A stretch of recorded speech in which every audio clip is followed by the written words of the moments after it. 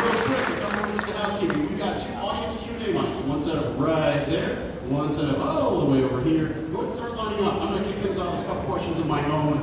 But we are here because of all of you who are helping fill this room today. So we want to make sure that we get to every audience question we possibly can. My name is Moises. It has been my pleasure to be with you for the second Denver Fan Expo experience that we've done. And I asked y'all to follow that anyway.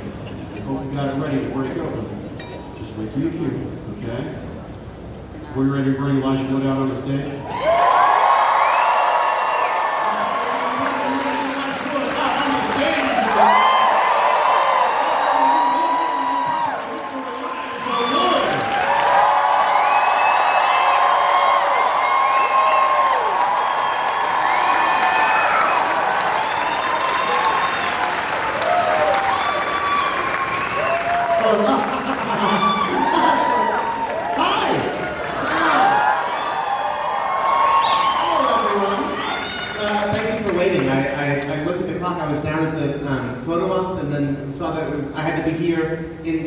And then we rushed back. We honestly finished filling the room right as you were. Oh, amazing! Okay, then it worked out me. Yeah, because you're far too tall. A hobbit is late, apparently. So we had the Four Hobbits reunion last night. How many of y'all went out to that? Coming out to these conventions, you're doing this tour with your fellow hobbits. Yeah. That's a reunion of its own. I've seen you, behind the scenes. I know you're telling tales out of school, reuniting with on-screen family from other projects. Yeah. As recently as Orlando, fans of Radio Flyer out there?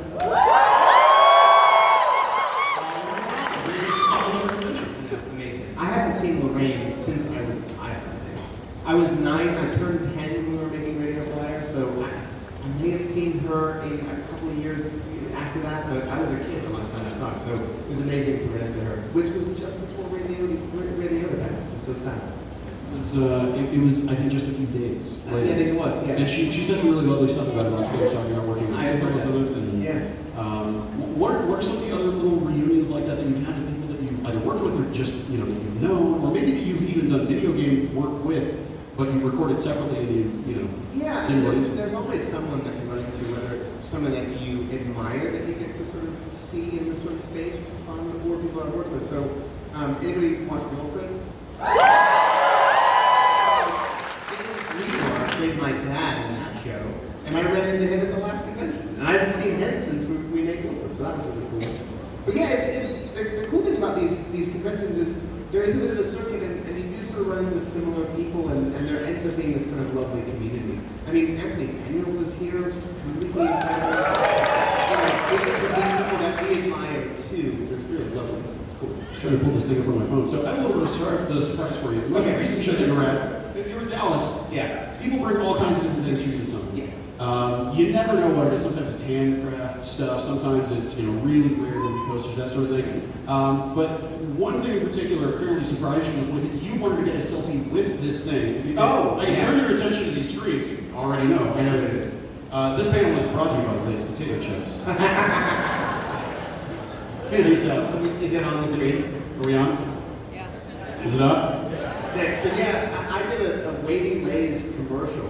It was a Super Bowl commercial back in 1990. It would have been 94. It was when the Dallas Cowboys were facing off against the 49ers. What year was that? Does anybody know? No football fans remember. If the Broncos weren't playing, who cares? It was in the right, exactly. It was in the 90s, in the mid to early 90s, it was Troy Aikman from the Dallas Cowboys was in the commercial with me, and there's a stand-up that was at convenience grocery stores. stores. Yeah, exactly. With me holding the guy in Waiting Lanes, and I hadn't seen that since then. It was amazing. And for that guy to bring that of all things was a nice surprise. It was cool. I have a serious subject to bring into you now. Who was in here yesterday with Billy Boyd? Billy raised, I gotta be honest, some pretty serious concerns. Okay. That you're never going to play League of Legends with him. I didn't want to make this awkward, so I decided to ask you this in front of a ballroom full of people. Is this ever going to happen? Are you ever going to join the team? Come on. I mean, to the degree it which they want me to join their team, I don't. But will I play with them? Yeah. Okay, that's what we're doing. It's a specific style of game that I don't play often. So it's just I need to devote a little bit of time to it to sort of get into it because it's not what I'm drawn to in video games. Let me ask you a little bit about I'm against fans of the game. That is not what I play. your video game fandom. Animal Crossing just got brought up. What are your kind of games? What are you a big fan of yourself? Funnily enough, Animal Crossing is normally not my kind of thing, but man, it's just so charming and lovely. And during the pandemic, you're like, this is just this bright fucking light of positivity. What I'm thinking about is like going fishing and fucking collecting, bugs and stuff, like for the museum. It's so great. It was such a lovely salve to what was going on. Normally, I tend to play, I like all kinds of games. I like story-based games, things that I can kind of invest my time in. Last of Us is great. Those are things that sort of require a little more time, and there's real drama to the storytelling and investment. I love that.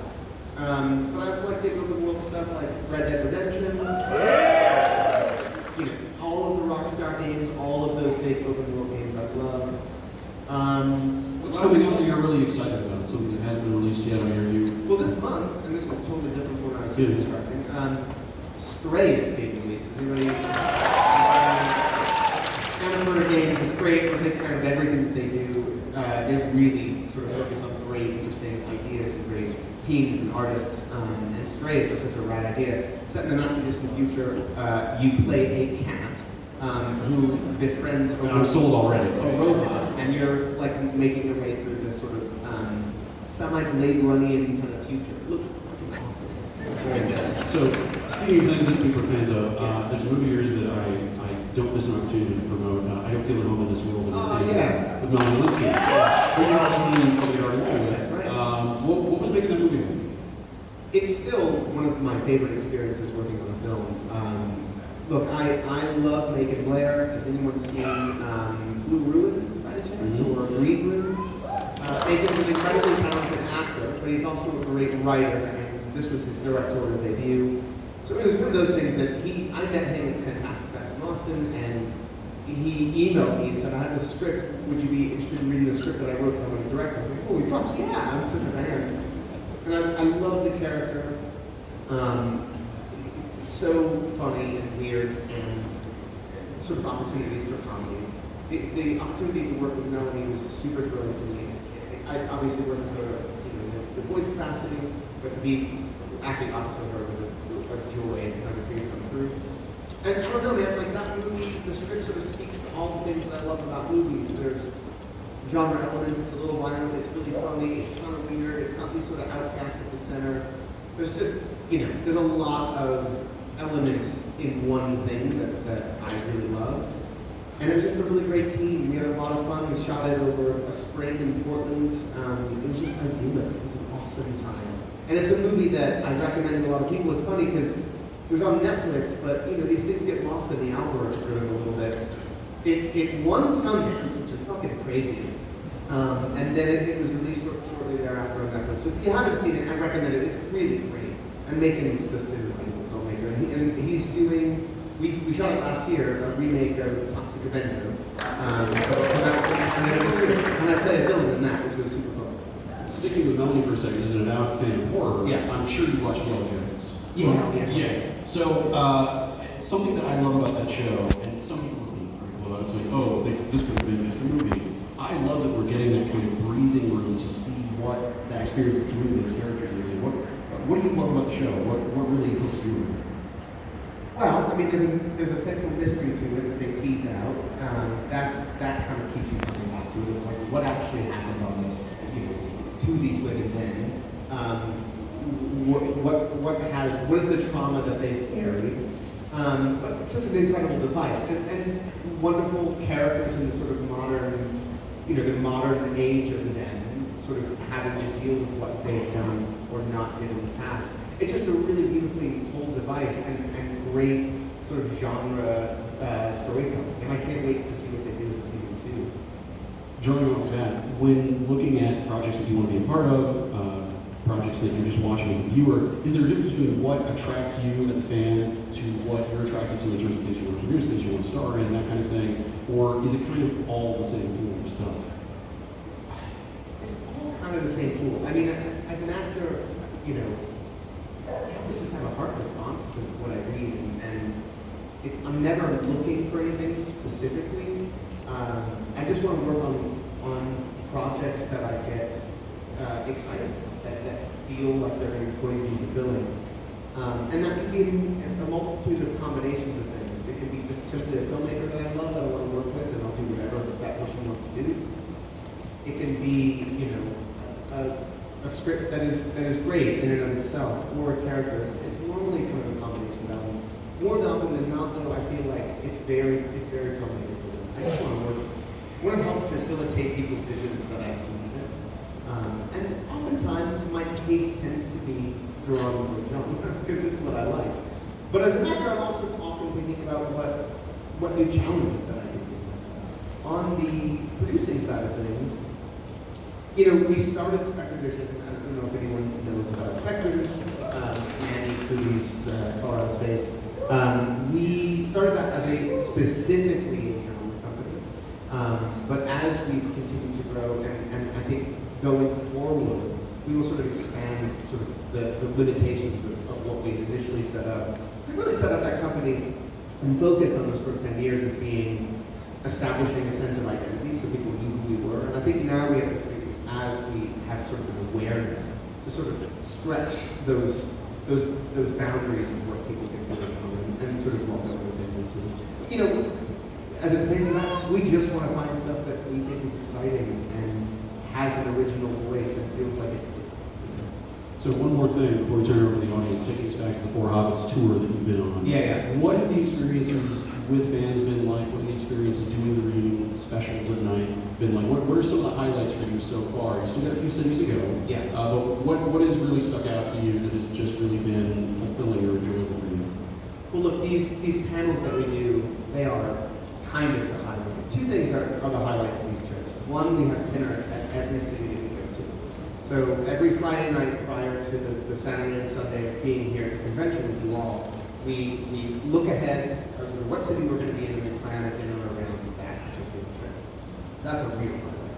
It's a way for us to, you know, break bread, reconnect, have conversations, just hang out, and eat delicious food in new cities. That we love that. And then these panels are, you know, we never know what's going to happen. There's a loose run of show, but the last one, going forward, they were like, should we tell you about the things that we want to do? We're like, no, you've done a really good job so far. It's better if we don't know, and we kind of are blindsided and surprised, and we can kind of react. So there's just I don't know, there's a real air of spontaneity. It really is, it's a real reflection of the four of us in our relationship. The fact that they haven't changed. We are the same. The dynamics are the same as they always have been for 20 years. And it's amazing. It's a joy. And, you know, this sort of opportunity of being able to do these conventions has brought us together in a way that we haven't in many years. Obviously, see those guys, talk to those guys, but the four of us in this way, we haven't done that in a long time. So it's great. It's really great. And, you know, for us to be here and sharing this experience with you all and getting to meet you is even more special, you know? Like, we recognize that there's something, we feel that there's something special amongst the four of us, just personally, right? And obviously that does extend to all of you and your appreciation of the characters in the context of the films. So for us to be here to meet you in this way, that is also special. It's great. So we got a lot of people on there, and we're going to get everything we can. So just a request, if we can limit it to one question apiece, it's two, it'll be quick, and it'll be fine. But we just want to try to get to everybody we possibly can in line. So let's start right over here. Hey again, Elijah. Hey. My question is actually something you probably haven't done or thought of in a while. What was it like to be on the Adventures of Huck Finn? And who's your favorite castmate?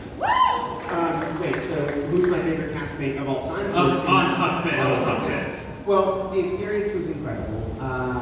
Very formative memory. We shot the movie in Natchez, Mississippi. Fun fact, the house that my mom and I stayed in was an Airbnb. It was a bed and breakfast in this old Victorian, Queen Anne Victorian home. And the woman who owned the home was Humphrey Bogart's mistress, y'all.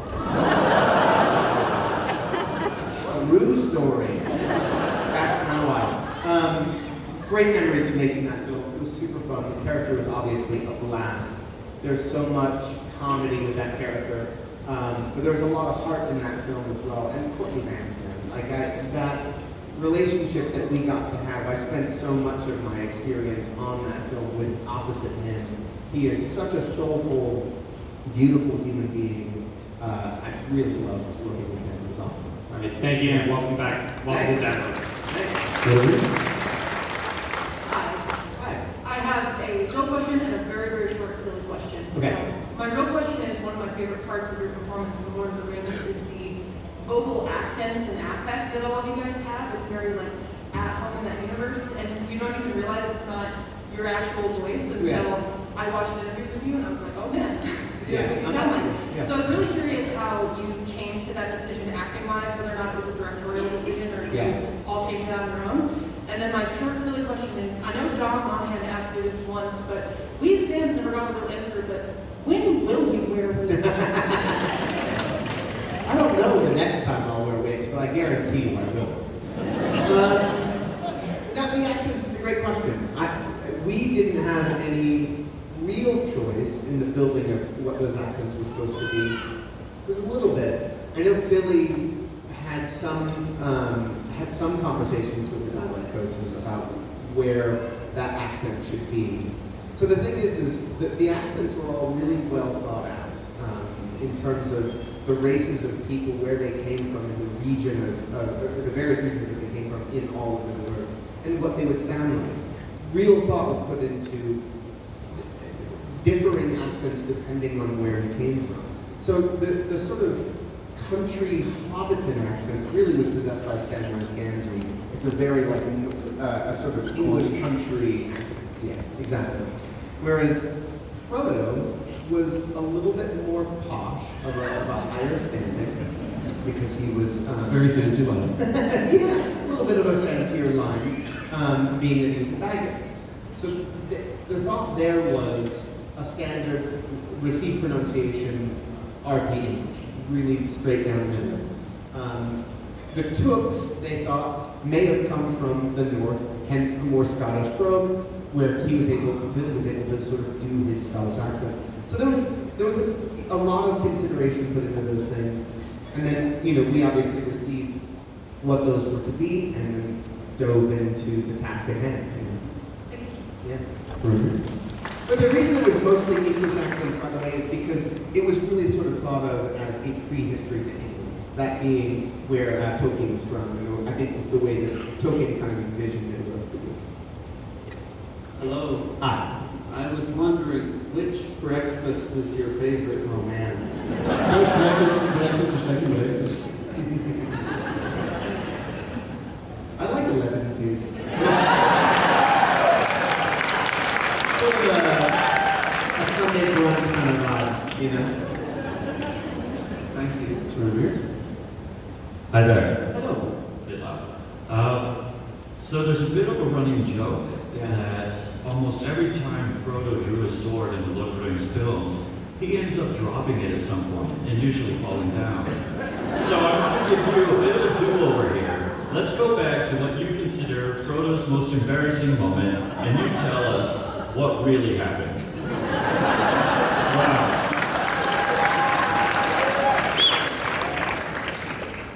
Well, it's been a while since I've seen the movies, but if I'm not mistaken, he drops his sword on Weathertop because he's stabbed by a fucking. Technically, let's go with that. Did I drop it before that? You did. Remember my mom was like, come on, man. It's one job. Well, okay, now two jobs. You have the ring and you have the other. Yeah. Did I drop it as I was backing it up? You did. Oh, man. I've got no excuse for you. There's no deal. I think you owe an apology. It's just so sorry. I feel like I disappointed all of you. Frodo's heroism doesn't really rest in his sword fighting ability. It's more in his ability to withstand the power of the ring.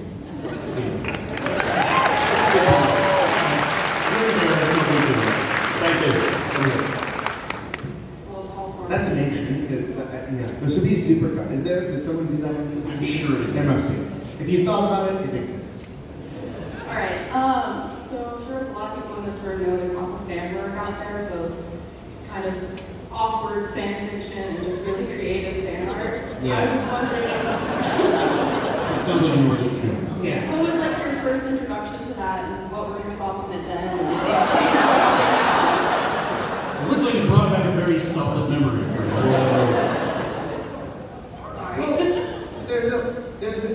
There is an avenue of fan fiction that is mostly sexual in nature.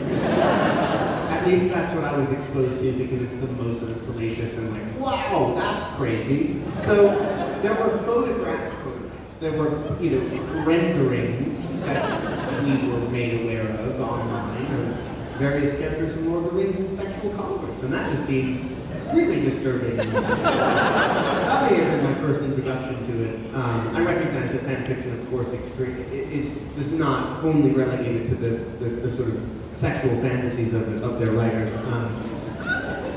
But wow, yeah, it's wow. But it's great. The people that want to carry on the stories of these characters. Do the people are enjoying themselves? Okay. Hey Elijah, Hello. really important question. It's probably the most important one of the day. Whoa, is Wilfred real? Well, if it were Jason Gann sitting here, he would tell you that Wilfred is real. Because Wilfred, for himself, is real, has to be real. I think my interpretation of it, has anyone seen the movie Harvey? Yeah.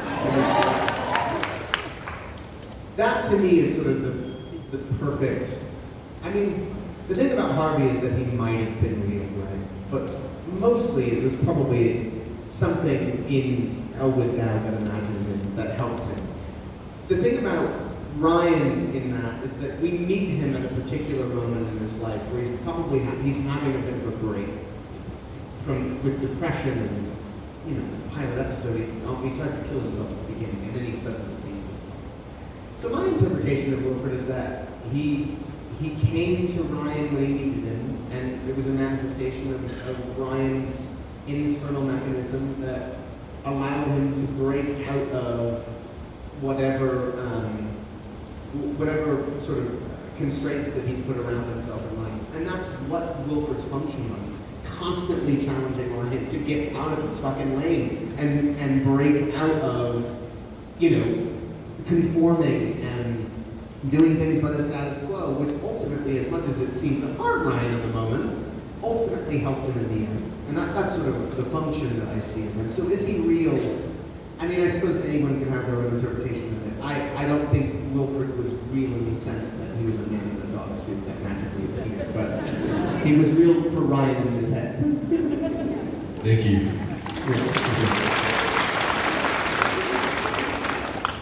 Hi. So, one of my favorite projects that you've ever in was the Cartoon Network miniseries of the Garden Wall. Yeah!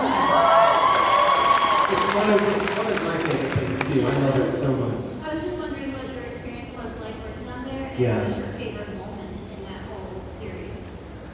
Oh man. I think my favorite episode, which isn't specifically a moment, but is the second to last episode where we actually see Wirt and his brother Greg as they really are in the real world and how they got to the unknown. It's such a beautiful reveal that you never see coming because you just take for granted that they are lost in this place and have to get out. And this flashback is so lovely, and you learn so much about them. And Wirt and this lovely crush on Sarah, and the poor Sarah mixtape and the spoken word poetry and his clarinet. It's so beautiful.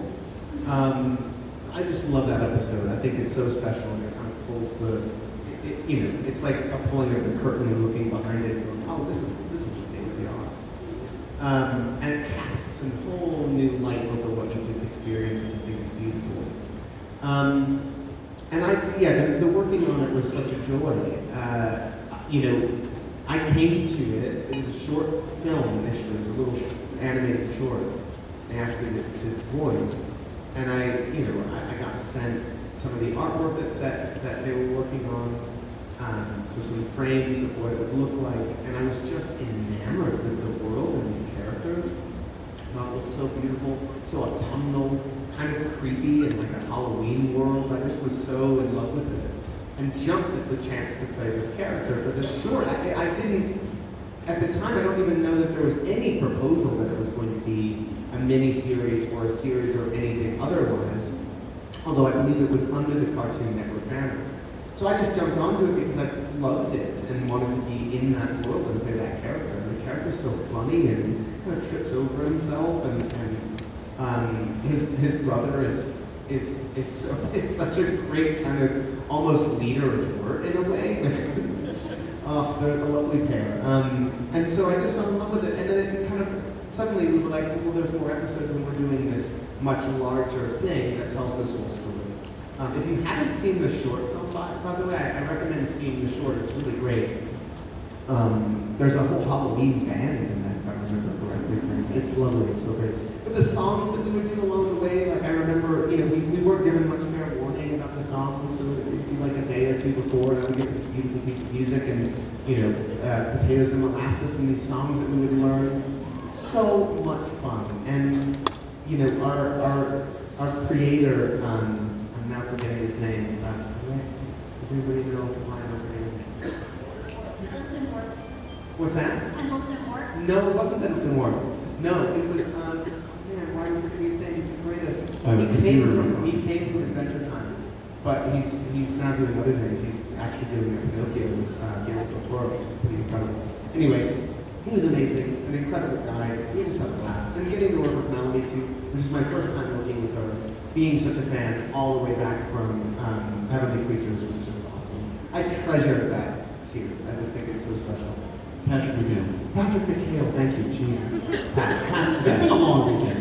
my God. Thank you. We got about 15 minutes left. We just finished the work. Spirited Away. Hello. Always read no face. You don't know what not doing that is going to result in.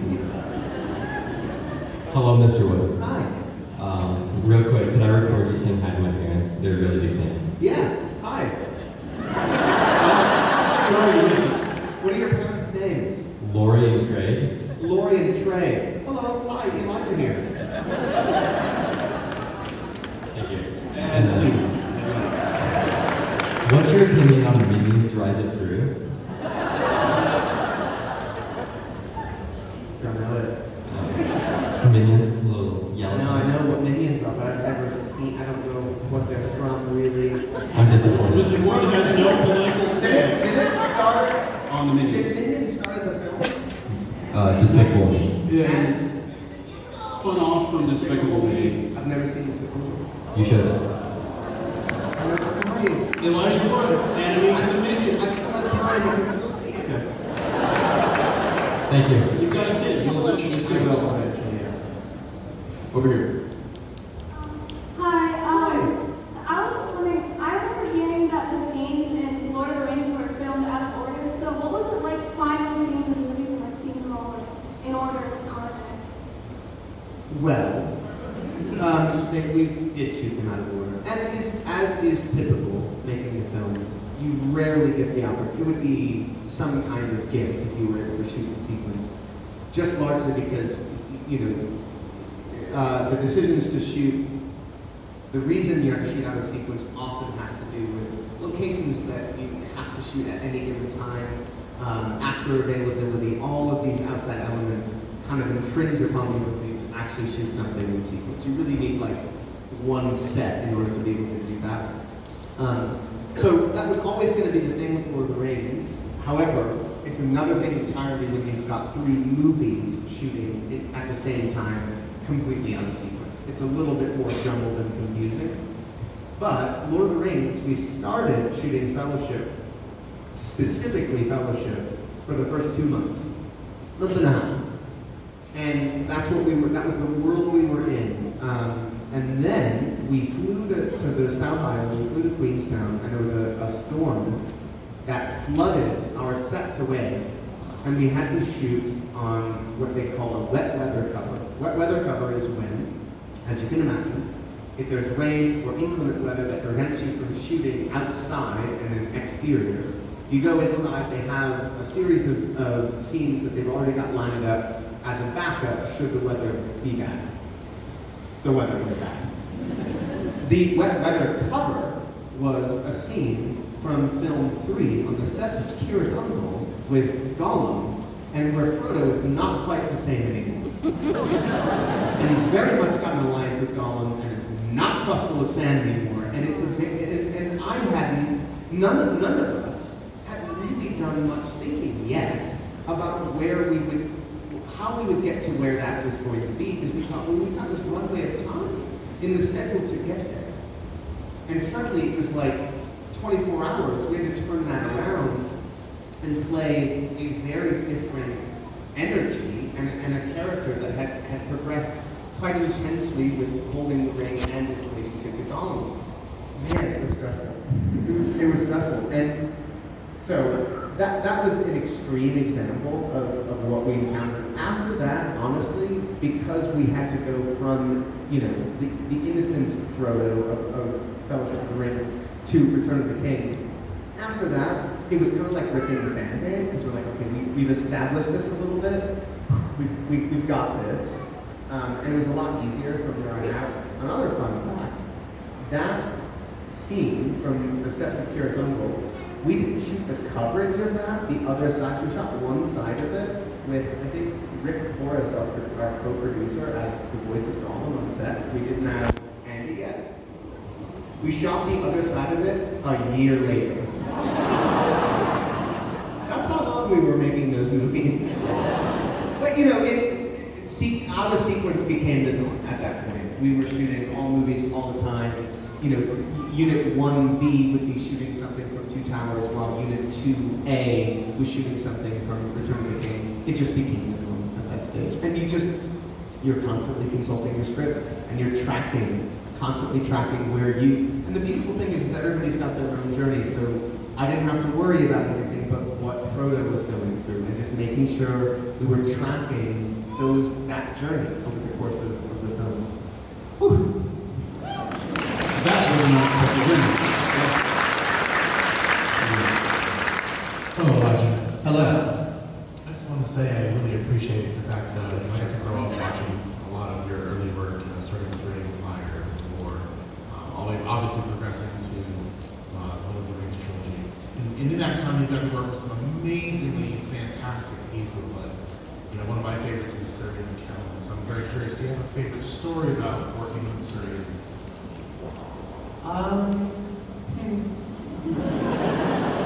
He is great. Do I have a favorite story? There's the classic, he shared a trailer with us, a naked trailer, and the trailer was sort of one big, trailer, right? Seats in front of the mirrors, where all the hobbits were. And then there was a door to like this back sort of counter and vanity and mirror. And that's where Ian was. So he could shut the door, and oftentimes he did. The hobbits, being young guys, we were playing loud music all the time. He put up with it pretty well, I must say, but a couple of times he was like loud slam up to the door. Like, oh fuck. Polish hobbits! Yeah. We've got to turn down whatever funk or whatever it is that we were listening to. You played the P-Funk album too many times! But yeah, that memory stands out. But he was delightful and funny and charming and professional and an incredible guy. But this person is such an incredibly classically trained actor, but yet was also humorous and personable and sweet and kind and Uncle Lurie, or I don't want to say grandfatherly, because yes, he's much older than us, but he also felt like a peer to most people. He's the best. He's great. Very funny.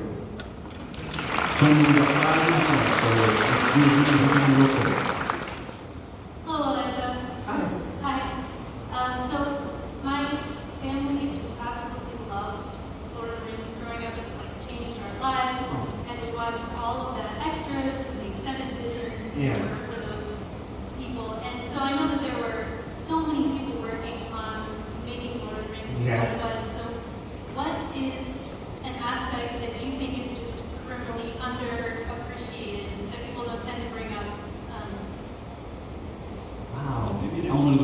It's still invisible to us on this side of things, Yeah. but is how magic was made. That's a great question. I mean, there are thousands of people that work tirelessly on those films, sleeplessly oftentimes. And look, I can speak to one thing that is so specific, and I spoke a little bit about this last night, but it's so specific to New Zealand, in my experience of working in various countries. There's a sort of vibe in New Zealand, which is to, you know, you're on a film set, everyone kind of, especially in the United States, which is totally fine, very union-based, everyone sort of sticks to their lane. If you're an electrician, you do electrician's work, you don't sort of jump over and like pick something else up from another department, right? In New Zealand, there's a real all-hands-on-deck team that is incredibly inspiring and lovely to be around. It makes you all feel like everyone's a part of this thing. And, you know, that comes from the top down, right? So everyone felt that way also because Peter is incredibly open and gave everyone the space to, if anybody had an idea, they could, the good idea wins, not what department you work with, which is lovely.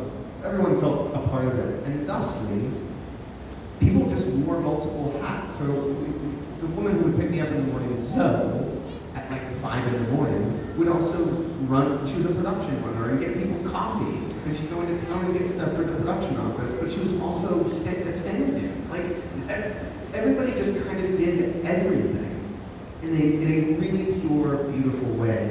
And those are the stories that don't, you know, really get told. It's just the things that people did. You know, everyone just worked that hard and would kind of do whatever it took to sort of chip in and help out. And that's really New Zealand. I've not experienced that to that degree since. And it speaks to, you know, their passion, their dedication, their ingenuity of like, I got a solution. Oh, let's follow that guy and his solution. This is awesome. It's a lovely way to make a movie. And it made it so that everyone felt like we were this big extended family. We were kind of stuck in it together. There was no hierarchy. Everybody just was fucking in the trenches, man. It was gnarly and great.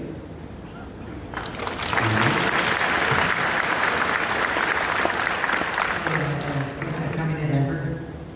My question is, what was it like working with Andy Serkis on set and knowing that he was going to become a digital creature? Formidable. Look, Andy is, I mean, of anyone I've ever worked with, someone that gives 150%. I mean, his dedication is truly exceptional. His energy that, I don't know where he has reserves, but he just attacks everything with this extraordinary passion and energy. And the thing about Gollum was it was totally untrodden territory. What they created there had never been done in that way. So we weren't doing motion capture on set. That's a thing that you can do now. There wasn't a motion capture studio, so what they were doing is they were using his physicality as a guide, as a reference, right, for the animators to animate on top of that. What drove him to really invest physically was, I'm not just a reference pass. I am Gollum, and I am the architect of this as much as the animators are. And so he really took that on board. And initially, you know, my understanding is that Andy was hired to voice the character. It wasn't necessarily the Herculean sort of incredible performance that he ultimately gave them. I don't know that those were the expectations laid upon him initially. And it was something that really revealed itself over the course of the experience, and obviously in subsequent films, and certainly with The Hobbit as well. The technology got so much better, and the notion of genuine motion capturing became a thing, and he became the sort of expert de facto because he was a real fucking trailblazer in the mix of people literally doing that for the first time. So and it was amazing. And he would get annoyed. He would get annoyed at like this is the reference pass. He's like, fuck that, man. Like, this is my pass. Like, this isn't a reference. And he fought for that character to become what it was. And his performance is amazing. And for us, right, as actors, so the way we would do it is there would be an Andy pass with us, right? We'd do that multiple times, 2, maybe 3 times. that would be for a few reasons. One, it was for the animators and for Weta, but it was also for us to know where he was in physical space at any given time, so there would be muscle memory of us moving along, where he was to both look and physically interact with. And so you do that a few times and you have a sense of where you were in that choreography. And he gave us that. So even when he was off camera, the energy and that the incredible voice and the character he crafted was so fucking real that it made our job so much easier, even when he wasn't physically in front of us. Awesome. So I've got bad news and good news. Bad news is we are out of time because we've got to get Sean Aston out here, and we got to keep things running on time so we can get Dom out here for something I wanted to mention in the program note. Dom, it wasn't Dom's fault that we missed his panel yesterday. It was an institutional issue. We've since corrected. So it has been corrected. It has been corrected. So please come back before to see Dom. If you're going to stay to see Sean, if you have VIP or ADA accommodations, you can stay. Otherwise, we do need people to exit through the back 3 doors to get back in line. Don't leave just yet. Hold on. Whoa, easy, guys. Easy. So good following directions. You're calling Dear God. Are those radishes on your head? What is that? Yeah. You have anything else for Guys, it's been a really fun weekend. Thank you. It's a